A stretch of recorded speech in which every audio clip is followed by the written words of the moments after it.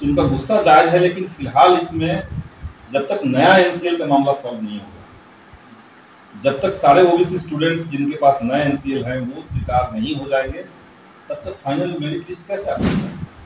तो अभी जो हमें दिख रहा है कि सरकार का पूरा फोकस गवर्नमेंट को बचाने में, कुर्सी को बचाने में, उसको मेंटेन रखने में यही है। ये फोकस उनका नहीं है कि बिहार में जो शिक्षा व्यवस्था पूरे देश में सबसे निचले पायदान पर आ चुका है, तो ऐसी कई बहालियां जिन लोगों ने स्टेट 2011 में क्वालिफाई किया, उन वो भी दर दर की ठोकरें खा रहे हैं। हमने तो सरकार से यहाँ तक कहा था कि भाई जब कोविड खत्म हो रहा है और 2 साल बाद बच्चे जो है स्कूल में पहुंच रहे हैं, तो आप 2 साल बाद जो स्कूल में पहुंच रहे हैं उनके लिए तो कम से कम गारंटी कर दीजिए कि वो जब स्कूल में पहुंचे तो टीचर का जो चेयर है वो खाली न रहे, जैसे स्टेट का जो बहाली हुआ। सरकार ने तो लिखित में विज्ञप्ति निकाला कि भाई इसमें जो जितनी सीटें थी उतना रिजल्ट निकालेंगे, लेकिन पूरे मामले को गड़बड़ कर दिया। हाई कोर्ट इसकी निगरानी करे, तो उस तरह की जांच एजेंसी नहीं बनाई गई। तो आपस में पार्टनर खेला जा रहा है, इस विभाग का जांच वो विभाग करेगा, उस विभाग का जांच वो विभाग करेगा। नमस्कार, आप देख रहे हैं ट्रस्ट न्यूज और मैं बीबू कुमार झा। लगातार बिहार में शिक्षा व्यवस्था को लेकर जो है चर्चाएं जारी रहती है। आखिर सड़क से सदन तक जो है बातें चलती रहती है कि बिहार में शिक्षा को लेकर या फिर युवा की जो रोजगार है उसको लेकर जो है कैसे रोजगार दी जाए। ऐसे में तमाम बीएसएससी की बात करें या फिर सीटीईटी, बीटीटी की बात करें, तमाम ऐसे एग्जामिनेशन है जो बच्चे लगातार प्रोटेस्ट करते रहते हैं, लेकिन अभी तक उनका जो है फाइनल जो है शिक्षा मंत्री के द्वारा जवाब नहीं दी जाती है। ऐसे में हमारे साथ बात करने के लिए हैं पालीगंज से विधायक हैं संदीप सौरभ। सर, सबसे पहले आपका स्वागत है ट्रस्ट न्यूज। जी सर, लगातार जो है बीएसएससी की बात करें और देखा जाए कल भी प्रोटेस्ट किया गया है, तो बीएसएससी के छात्र एक बार प्रोटेस्ट फिर कर रहे हैं और आखिर मेरिट लिस्ट की बात कर रहे हैं कि मेरिट लिस्ट नहीं दी जा रही, तो आखिर क्यों ऐसा किया जा रहा है और क्या सच्चाई है? देखिए, बिहार में रोजगार के जो बाकी मसले हैं और बीएसएससी थोड़ा अलग अलग है। बीएसएससी प्रथम इंटर स्तरीय बहाली है जो 2014 की बहाली है। पिछले साल दिसंबर में उसका फाइनल रिजल्ट आया और रिजल्ट के बाद जो ओबीसी स्टूडेंट्स थे जो 3500 के आसपास थे, उनके नए एनसीएल को आयोग ने स्वीकार करने से मना कर दिया। उसके बाद संघर्ष चला, कोर्ट में मामला गया, कोर्ट से निकला, सरकार के पास में गया और पिछले सप्ताह फाइनली गवर्नमेंट ने, सामान्य प्रशासन विभाग ने नए एनसीएल को स्वीकार करने की बात कही और 15 दिन का समय दिया गया है कि 15 दिन के अंदर जिनके पास नए एनसीएल हैं वो अपना पुराना एनसीएल एक प्रक्रिया के तहत बनवा लें और वो आयोग को जमा कर दें और उसके बाद फिर फाइनल मेरिट लिस्ट आएगा। तो मेरे ख्याल से जो स्टूडेंट्स प्रोटेस्ट कर रहे हैं मेरिट लिस्ट के लिए, जाहिर सी बात है कि समय ज़्यादा हो चुका है, 8 साल हो चुका है, तो उनका गुस्सा जायज है, लेकिन फिलहाल इसमें जब तक नया एनसीएल का मामला सॉल्व नहीं होगा, जब तक सारे ओबीसी स्टूडेंट्स जिनके पास नए एनसीएल हैं वो स्वीकार नहीं हो जाएंगे, तब तक फाइनल मेरिट लिस्ट कैसे आ सकता है। तो इसीलिए उनको धैर्य रखना चाहिए। बाकी आयोग का जो निकम्मापन है, गवर्नमेंट की जो इनसेंसिटिविटी है इस पूरे बहाली को लेकर, वो तो दिखता है। मतलब सर ये 8 साल से यदि पेशेंस रखे हैं तो 15 दिन या 1 महीना और जी रखना पड़ेगा, क्योंकि सामान्य प्रशासन विभाग ने 15 दिन का समय दिया है। जिन लोगों ने काउंसलिंग करवा लिया है उनके पास पुराने एनसीएल नहीं थे, उनको समय दिया गया है। तो उस बीच में अगर आप कहें क्या होना, उनको छोड़िए और हमारा रिजल्ट सिर्फ जारी कर दीजिए, तो ये तो संभव नहीं है। ये तभी होगा जब सबका फाइनल हो जाएगा। सर, आप लगातार बच्चों के बीच में रहते हैं और यहाँ के युवाओं से आपका इंटरेक्शन रहता है। अभी देखा जाए तो सीटीईटी और बीटीटी के छात्र लगातार 15 दिन से गर्दन विभाग में धरना स्थल पर है। कभी ये हवन कुंड तो कभी शिक्षा मंत्री का, मतलब कि लगातार चलता रहता है। आप बराबर गए हैं, तो आखिर इनका जो मसला है वो हल हो पाएगा? तो निश्चित तौर से इसको तो हल करना चाहिए सरकार को। सरकार पिछले 3 सालों से 7वें चरण में जो बीटेक और सीटेट क्वालिफाइड स्टूडेंट्स हैं जिनको प्राथमिक शिक्षा की नियुक्ति होनी है, उसके अलावा जो स्टेट 2019 क्वालिफाई हैं जो उच्चतर माध्यमिक में जाएंगे, ये सबका 7वें चरण में नियुक्ति होना है।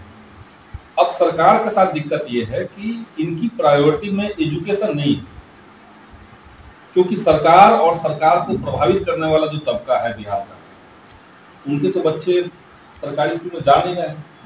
सरकारी स्कूल में तो गरीबों के बच्चे जाते हैं, जो किसान मजदूर हैं उनके बच्चे जाते हैं। तो वहाँ शिक्षक नहीं है, वहाँ इंफ्रास्ट्रक्चर अगर नहीं है तो गवर्नमेंट को वोट देना नहीं है।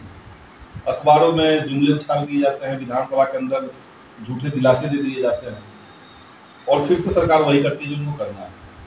तो अभी जो हमें दिख रहा है कि सरकार का पूरा फोकस गवर्नमेंट को बचाने में, कुर्सी को बचाने में, उसको मेंटेन रखने में यही है। ये फोकस उनका नहीं है कि बिहार में जो शिक्षा व्यवस्था पूरे देश में सबसे निचले पायदान पर आ चुका है, उसके शिनाख्त करते हुए जड़ तक पहुंचे, समस्याओं के जड़ तक पहुंचे और उसका समाधान निकाले। इनका नजरिया वहां तक नहीं है, शिक्षा मंत्री का नजरिया वहां तक नहीं है। और यही कारण है कि लाखों पद शिक्षकों के खाली हैं और जो शिक्षक अभ्यर्थी हैं उनको हर दिन आंदोलन करना पड़ रहा है। सीटेट विटेट आंदोलन की आपने बात कही, स्टेट जो क्वालिफाइड लोग हैं, जो मेरिट लिस्ट में हैं, इनका भी आंदोलन चल रहा है लगातार। छठे चरण में जो सामाजिक विज्ञान के स्टूडेंट्स थे जिनको ले लेना चाहिए था, उनको भी तक नहीं लिया गया है। तो ऐसी कई बहालियां जिन लोगों ने स्टेट 2011 में क्वालिफाई किया, वो भी दर दर की ठोकरें खा रहे हैं। तो असल में गवर्नमेंट एक पूरा पैकेज नहीं बना पा रही। एक बार सरकार तय कर ले कि हमें हर स्कूल में 30 बच्चों के ऊपर एक टीचर देना है, जो सरकारी नियमावली है उसके तहत, और उसके हिसाब से आप ज्वाइनिंग दीजिए। मेरिट वाले स्टूडेंट्स हैं, अभ्यर्थी बचे हुए हैं, लेकिन सरकारी लापरवाही से और जानबूझ करके जो सरकार गलती करती है और जिसके चलते मामला कोर्ट में चला जाता है, उसके चलते वो सब ज्वाइनिंग नहीं रुका हुआ है। हमने तो सरकार से यहाँ तक कहा था कि भाई जब कोविड खत्म हो रहा है और 2 साल बाद बच्चे जो है स्कूल में पहुंच रहे हैं, तो आप 2 साल बाद जो स्कूल में पहुंच रहे हैं उनके लिए तो कम से कम गारंटी कर दीजिए कि वो जब स्कूल में पहुंचे तो टीचर का जो चेयर है वो खाली ना रहे, वहाँ पे एक शिक्षक बैठा हो पहले से। तो उस बीच में इनको सारी ज्वाइनिंग करवा देनी थी, कुछ नहीं करवाएंगे। तो असल में मौजूदा जो बिहार में भाजपा और जदयू की सरकार है, इनको शिक्षा व्यवस्था से सर, आप जब सदन में लगातार आवाज उठाते हैं, शिक्षा मंत्री से भी बात आपको लगातार क्वेश्चन होती है, तो क्या वो इम्पैक्ट कुछ असर हुआ? वहां पे देखिए फिल्मी डायलॉग है, तारीख पे तारीख। तो शिक्षा मंत्री हो या सरकार का कोई और विभाग, इस तरह के मसले जो बहुत बुनियादी रूप से जनता से जुड़े हुए हैं, वो चाहे स्वास्थ्य का मसला हो, शिक्षा का मसला हो, रोजगार का मामला हो, इन तमाम मुद्दों की सिर्फ तारीखें मिलती हैं। हम तो देख रहे हैं कि बिहार में टीचर अभ्यर्थी तो परेशान है, उसके अलावा जो एसबी स्टूडेंट्स हैं, जो सांख्यिकी स्वयंसेवक हैं, उनकी हालत देखिए। सरकार ने उनसे 1 साल तक काम लिया, उस काम के बदौलत सरकार को अवार्ड मिला, अब सरकार उनको नियोजन नहीं दे रही, उनको काम नहीं दे रही, और वो पिछले 6 साल से 7 साल से वो लोग संघर्ष कर रहे हैं, दूर कर रहे हैं, उनकी बात नहीं सुनी जा रही। ऐसी तमाम बहालियां हैं। बीटीएस के जो स्टूडेंट्स हैं, जेई का बहाली होना है, उसमें भी गड़बड़ी हो रही है, उसमें भी लेट लतीफी हो रही है। बीएसएससी ने उर्दू अनुवादक की बहाली निकाली थी, वहां पे देखिए कि सीट से ज्यादा लोगों को फिर दोबारा से बुला लिया गया। पहला मेरिट लिस्ट के बच्चों को अभी तक फाइनल ज्वाइनिंग नहीं दिया गया, और दूसरा मेरिट लिस्ट निकाल करके पूरे मामले को जटिल बना दिया गया। सरकार को ये भी बरगलाने के बजाय उन्हें या तो मतलब लिखित जो है उनको कह देना चाहिए कि ये आपका होगा। सिर्फ मौखिक कह देने से बच्चे समझ जाते हैं, लेकिन वो हो नहीं पाता है इम्प्लीमेंट, तो फिर बच्चे तो परेशान होंगे ना। सवाल तो ये है, इसमें मामला सिर्फ इतना ही नहीं, बल्कि सरकार प्रेस कॉन्फ्रेंस करके जो बात कहती है, शिक्षा मंत्री, शिक्षा सचिव ने प्रेस कॉन्फ्रेंस करके जो बात कही टीचर बहाली वाले मामले में बता रहे हैं, सरकार उस पर स्टिक नहीं कर रही। तो जो प्रेस कॉन्फ्रेंस करके जो अखबारों में सरकार की तरफ से प्रेस रिलीज दिया जाता है, उन मसलों पर भी अगर गवर्नमेंट सीरियस नहीं है, उसमें भी अगर तारीखें बदलती जा रही है, तो क्या कहा जा सकता है? तो सरकार का असल में मनसा होना चाहिए। लिखित में दे रही है सरकार, इसका मतलब ये नहीं वो उसका फॉलो कर ले रही है। जैसे स्टेट का जो बहाली हुआ, सरकार ने तो लिखित में विज्ञप्ति निकाला कि भाई इसमें जो जितनी सीटें थी उतना रिजल्ट निकालेंगे, लेकिन पूरे मामले को गड़बड़ कर दिया गया। तो हमारा ये मानना है कि सरकार एक पॉलिसी ढंग का बनाए, और जो भी विभाग से बहाली निकले उस बहाली में विज्ञप्ति के अंदर ये डेट मेंशनिंग हो कि ये बहाली कब तक पूरा होगा। किसी कारण से अगर वो बहाली उस समय सीमा में पूरा नहीं होता है, तो उस विभाग में जो जिम्मेदार पद पर बैठे हुए लोग हैं उनके ऊपर कार्रवाई कीजिए। तो विज्ञापन के साथ समय सीमा का देना बिहार में जरूरी हो गया। ये हमने पिछले बार विधानसभा के अंदर ये मांग उठाई। हमने ये भी कहा कि आपने 19 लाख रोजगार का वायदा किया था चुनाव के दौरान, और बिहार में युवाओं के पास ऑप्शन नहीं, सरकारी नौकरियों को छोड़ करके यहाँ पे और कोई ऑप्शन नहीं, कोई कारखाना नहीं है। तो बिहार के जो युवा बेरोजगार बैठे हुए हैं और तमाम बहालियां पेंडिंग पड़ी हुई है, तो आप सरकार से हमने कहा था कि आप एक अलग से सत्र बुलाइए। अगर आप युवाओं को लेकर के गंभीर हैं तो अलग से एक सत्र बुलाइए और उस सत्र में आप सरकार व्हाइट पेपर जारी करें कि आपके पास कितने सीट खाली है, कितने युवा हैं, सड़क पर कितनी बहालियां पेंडिंग पड़ी हुई है, बाकियों के लिए आपके पास क्या योजना है। तो लेकिन सरकार का वहां पर ध्यान नहीं, थोड़ा कार्रवाई क्यों नहीं कर रही है? सवाल तो ये, कम से कम आप झूठा दिलासा देना, मतलब कि क्या मतलब? कोई मतलब नहीं। सरकार का बस कहिए कि अपना कार्यकाल पूरा करना, यही मकसद है। बिहार कैसे बेटर होगा, बिहार में एजुकेशन कैसे ठीक होगा, यहाँ के यूथ कैसे ज्यादा पावरफुल होंगे, कैसे उनके हाथ में रोजगार होगा, कैसे वो समाज को और देश को और ज्यादा मजबूत करने में अपना रोल निभा सकते हैं, इसकी तरफ चिंता सरकार की होगी, यही कारण है। दूसरी बात सर, बीबीएससी के मुद्दे की बात करें, बीबीएससी क्वेश्चन लीक हुआ और क्वेश्चन लीक होने के बाद अभी तक आर्थिक अपराध टीम जांच कर ही रही है और कई लोग इसमें अरेस्ट हो गए, लेकिन बातें आ रही है कि कई सफेदपोश की बात करें वो भी आ सकते हैं चेहरे, लेकिन अभी आईएएस रंजीत कुमार सिंह की बातें जो है बहुत दूर तक आ रही है। इस पर में आपकी क्या राय? देखिए, इसमें सबसे पहले तो सरकार के अंदर कोई भी अगर करप्शन का इस तरह का मामला होता है तो जो जांच एजेंसी होनी चाहिए वो एक स्वायत्त संस्थान होना चाहिए। सबसे पहली बात, बीपीएससी बहुत बड़ा मामला था, देश के सामने बिहार की छवि धुनी हुई है, लाखों अभ्यर्थियों का सपना टूटा है, हताश लोग हुए हैं, गरीब तबके के जो लोग थे वो एग्जामिनेशन सेंटर पर किस तरह से पहुंचते हैं वो हम लोग जानते हैं, वो सब निराश हुए। तो ऐसी घटनाओं में सरकार को चाहिए कि एक स्वतंत्र और स्वायत्त बॉडी बना करके तब जांच करवाएं। ये हमने शुरुआत में कही थी कि हाई कोर्ट के जो रिटायर्ड जज हैं उनके नेतृत्व में, उनके देखरेख में सरकार को एक स्वतंत्र जांच कमेटी बनानी चाहिए। हाई कोर्ट इसकी निगरानी करे, तो उस तरह की जांच एजेंसी नहीं बनाई गई। तो आपस में पार्टनर खेला जा रहा है, इस विभाग का जांच वो विभाग करेगा, उस विभाग का जांच वो विभाग करेगा, कुछ नहीं निकलना है। जो छोटे क्लर्क और चपरासी होते हैं वही लोग पकड़ाएंगे।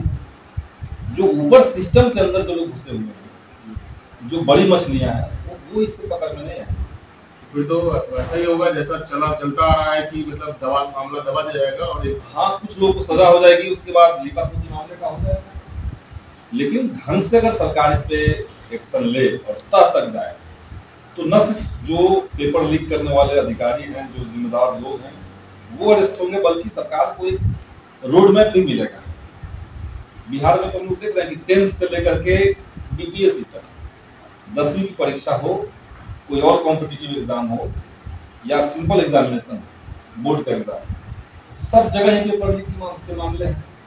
तो सरकार को एक रोड मैप भी बनाना होगा कि इसको रोका कैसे जाए। और इस मामले में अगर गंभीर हस्तक्षेप नहीं होगा तो आज बीएसएससी का बीपीएससी का मामला आया है, इससे पहले दरोगा बहाली में हुआ था मामला, उससे पहले बीएसएससी में हुआ था, तमाम विभागों में तो सरकार खामोश है। वो तो पर्टिकुलर जो एग्जाम था, उस एग्जाम में जो रिजल्ट देने में गड़बड़ी थी उसमें बात होकर रह गई। लेकिन युवाओं का जो मांग उस समय था, एनटीपीसी के जो छात्र हैं उनकी मांग थी कि भाई आप रेलवे के अंदर जो प्राइवेटाइजेशन हो रहा है या जो लगातार सीटों को डिमोलिश किया जा रहा है, परमानेंटली सीटों को खत्म कर दिया जा रहा है, इस प्रक्रिया को सरकार बंद करे, इसकी तो बात नहीं है।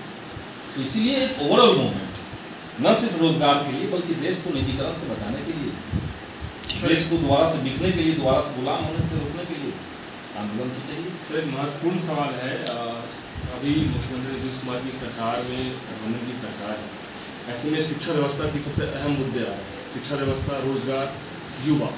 तो इन युवाओं को और एक दो एग्जामिनेशन में ऐसी स्कैम और ऐसे पेपर लीक या फिर न रिजल्ट आया तो ज्वाइनिंग नहीं, ज्वाइनिंग आया तो रिजल्ट का कुछ अता पता नहीं, तो ऐसे में बिहार में आप विपक्षी पार्टी के रूप में हैं, तो क्या छात्रों को जगना होगा या फिर कुछ नए बदलाव करने पड़ेंगे? क्योंकि अन्याय जो होती है तो क्या हो, उसको बर्दाश्त करना ठीक है? देखिए, एक तो हमें लगता है कि छात्रों का मसला सिर्फ शिक्षा रोजगार नहीं, बल्कि यूथ जिस सोसाइटी के भीतर रह रहा है वो सोसाइटी किस तरह का है, वो क्या एक लोकतांत्रिक समाज है, तो ये भी छात्रों को लड़ना पड़ेगा। छात्र अगर समझेंगे कि हम सिर्फ अपने कॉपी कलम के लिए लड़ेंगे, अपने रोजगार और नौकरी के लिए लड़ेंगे और बाकी टाइम में जाकर के हम देश के अंदर जो दंगा फसाद का माहौल बना रहा है उसमें हम मस्जिद के सामने जाकर के हनुमान चालीसा का पाठ करेंगे, तब तो कुछ नहीं हो सकता। इसलिए यूथ का सवाल जो है वो डेमोक्रेसी भी है, वो कॉन्स्टिट्यूशन भी है। तो ये जो दिखता है कई बार कि जो स्टूडेंट रोजगार के मसले पे सड़क पर, वही अगले दिन रामनवमी के समय में हाथ में त्रिशूल तलवार लेकर के जय श्री राम का नारा लगाते हुए उन्माद फैला रहा है। तो इस पूरे चीज़ को समझना होगा। यूथ सिर्फ शिक्षा रोजगार के लिए नहीं, उसका तो मसला है ही, लेकिन शिक्षा और रोजगार ही दे देना पर्याप्त होगा ऐसा नहीं समझना चाहिए। क्योंकि अभी तो हमें लगता है कि देश की जो पहचान है, जिसको हम हिंदुस्तानियत कहते हैं, वो तो खुद ही संकट में है। पूरे देश में देखिए ना, कहाँ कोई रोजगार का मसला है, कहाँ कोई महंगाई का मुद्दा चल रहा है, कहाँ कोई संवैधानिक संस्थानों को खत्म करने का मसला चल रहा है। सब जगह ज्ञानवापी के भीतर शिवलिंग मिला कि नहीं मिला, जा करके हिंदू जो हैं वो कुतुब मीनार में पूजा कर सकते हैं कि नहीं कर सकते हैं। पूरा सोशल मीडिया, पूरा जो मेन स्ट्रीम का मीडिया चैनल है, सब इसी से भरा हुआ है। तो जनता के तो असल मुद्दों पर बात ही नहीं हो रही सर। तो इसीलिए यूथ को भी ये देखना पड़ेगा कि उन्माद फैलाने में उनका इस्तेमाल तो नहीं हो रहा है। क्योंकि एक बड़ा गेम प्लान है कि यूथ को शिक्षा से बेदखल कर दीजिए, यूनिवर्सिटी में स्पेस को कम कर दीजिए, सीटों को कम कर दीजिए, महंगा कर दीजिए, तो यूथ वहाँ से बाहर हो गए। रोजगार के वैकेंसीज को रोक दीजिए, तो यूथ वहाँ बचे हुए हो गए। अब इस बचे हुए जो यूथ है, जिनके पास ना तो शिक्षा है, ना तो रोजगार है, ना तो कोई अवसर दिख रहा है, उनको आप व्हाट्सएप के माध्यम से उनके बीच में नफरत फैलाइए और उनको सड़क पर उतार करके आप दिखाइए कि हिंदू राष्ट्र के लिए सारा यूथ तैयार है। ये जो गेम प्लान है, इसको भी यूथ को समझना पड़ेगा। और बिहार के जो 6 लाख बच्चे का टाइम सेशन बर्बाद हुआ, इतने सारे लॉस हुए, क्या उसको, उन बच्चों को विशेष रूप से क्या सरकार को एक्शन लेना चाहिए? देखिए, बिहार में तो 6 लाख सिर्फ बीपीएससी की आप बात कर रहे हैं, आप तो उसको देख ही नहीं पा रहे हैं अभी कि मगध यूनिवर्सिटी में 4 साल से जिन बच्चों ने दाखिला लिया है ग्रेजुएशन में, उनका अभी तक सेकेंड ईयर नहीं गया। छपरा यूनिवर्सिटी में, और इसकी संख्या लाखों में है। तो सर एक यूनिवर्सिटी में 5-5 लाख लोग ऐसे हैं। पूरे बिहार में अगर देखिएगा तो 50 लाख बच्चे ऐसे हैं जिनके साथ सत्र लेट के चलते खिलवाड़ हो रहा है, उनका भी भविष्य के साथ खिलवाड़। सर हम ये जानना चाहते हैं कि ओवरऑल बिहार की शिक्षा व्यवस्था की बात आ रही है, इतना सारी चीज़ें हम आपसे बात की पूछे हैं सर, आपने बताया है, तो ओवरऑल कंक्लूडिंग क्या करेंगे? सिर्फ बिहार के शिक्षा मंत्री, बिहार के नीतीश कुमार, उनकी जिम्मेदारी है संभालने की। तो ऐसे में बिहार की शिक्षा 1-2 डिपार्टमेंट है, हर एक एग्जामिनेशन की बात करें, हर एक यूनिवर्सिटी की बात करें, तो फिर बीबीएससी की बात करें, ओवरऑल कंक्लूडिंग तो सोल्यूशन तो निकलने की बात है। कंक्लूडिंग में आप, बिहार कोई टापू नहीं है।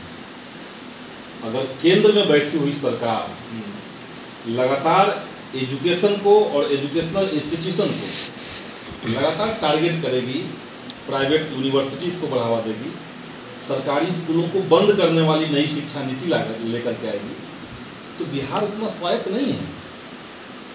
देश में फेडरल स्ट्रक्चर मजबूत अभी नहीं है, संघीय ढांचा मजबूत नहीं है कि सरकार केंद्र कुछ और करेगी और बिहार कुछ और कर सकता है। तो इसलिए सबसे पहली बात तो यह है कि इस बात को समझना होगा कि एजुकेशन के अंदर जो संकट की गहराई है, वो सिर्फ बिहार का मसला नहीं है। वो बिहार में शिक्षा मंत्री या मुख्यमंत्री बदल देने से सॉल्व नहीं हो जाएगा, बल्कि इसका जो असल निशाना है, जहाँ से गोली चल रहा है, वो दिल्ली, केंद्र सरकार है। तो एक तो लड़ाई में आपको ओवरऑल चीज़ों को उठाना पड़ेगा। स्कूलों में शिक्षक नहीं, स्कूलों में इंफ्रास्ट्रक्चर नहीं, ये तो छोटी बात है। बड़ी बात तो ये कि उस स्कूल को ही बंद किया जा रहा है। 3 साल में देखिए 52,000 स्कूल बिहार के अंदर, देश के अंदर बंद हो गए हैं। नई शिक्षा नीति की तैयारी यही है। तो हमारा जो मानना है कि बिहार के यूथ, और सिर्फ यूथ ही क्यों, एजुकेशन और एम्प्लॉयमेंट और एक बेहतर सोसाइटी यूथ का सिर्फ मसला नहीं है, पूरे समाज का मसला है, हर तबके का मामला है। तो जनता को जागना होगा, और केंद्र में बैठी हुई जो सरकार है, जो एंटी एजुकेशन है, जो एम्प्लॉयमेंट देना नहीं चाहती है। बिहार की बहालियाँ तो गिनी चुनी बहालियाँ हैं। बिहार के यूथ तो सबसे ज़्यादा रेलवे में जाते थे, जहाँ पे बहाली बंद है। तो सबसे बड़ा फोकस जो होगा वो केंद्र सरकार के खिलाफ होना चाहिए। इस सरकार को हर हाल में हटाना चाहिए, अगर रोजगार बचाना है, अगर शिक्षा बचाना है तो। और हमारी दूसरी लड़ाई तो है ही बिहार में, क्योंकि बिहार की स्थिति बद से भी बदतर है। तो दुतरफा लड़ाई हम लोग को लड़ना है। सदन के अंदर आवाज़ें उठ रही है, लेकिन जब तक सड़क पर एक ज़बरदस्त आक्रोश जनता का नहीं दिखेगा और एक ज़बरदस्त दबाव सरकार के ऊपर नहीं पड़ेगी, लगेगा नहीं उनको कि हमारा पूरा वोट बैंक उतर गया है, हमारा वोट बैंक जो है वो हमारे खिलाफ जा रहा है, तब तक सरकार सुनेगी नहीं। अभी तो सरकार को लग रहा है कि हम भले ही रेलवे को बेच दिए, एयरपोर्ट को बेच दिए, LIC को बेच दिए, लेकिन चलिए ज्ञानवापी मस्जिद के नाम पर और कुतुब मीनार के नाम पर हमारे साथ लोग हैं, हिंदू के नाम पर लोग हैं, ये समझना चाहिए। बिल्कुल, ये संदीप सौरभ थे जिन्होंने बिहार की तमाम मुद्दों पे बात किया है, चाहे वो BPSC की बात करें या फिर BSSC की बात करें, CTET अभ्यर्थी हैं या फिर कई ऐसे स्टूडेंट्स हैं, मगध यूनिवर्सिटी की बात करें, सेशन लेट की बात करें, तमाम ऐसे इशू है बिहार में शिक्षा को लेकर के कि आखिरकार बिहार में शिक्षा के बदलाव क्यों नहीं हो रहा है, या फिर शिक्षा मंत्री क्यों नहीं मुखर होकर बात कर रहे हैं, या फिर इसका सेंट्रल से क्या कनेक्शन होना चाहिए, सेंट्रल के लोग बिहार में शिक्षा व्यवस्था को कैसे बदलने के लिए कैसे बदलाव करें, ठीक है, या फिर सरकार जो है यहाँ पर NDA की सरकार इस पर क्यों नहीं ध्यान दे रही है, ये तमाम बातें निकल के आ रही है और बिहार के युवा जो हैं वो कहीं ना कहीं इसके बीच में घिस रहे हैं। तो ये घिसने से बचने के लिए कुछ ना कुछ छात्रों को, बिहार के युवाओं को, लाखों करोड़ों बच्चों को सोचना तो पड़ेगा, एकजुट तो होना ही पड़ेगा और आवाज़ बुलंद करना ही होगा, क्योंकि शिक्षा और रोजगार नहीं होगा तो फिर बिहार का विकास संभव नहीं है।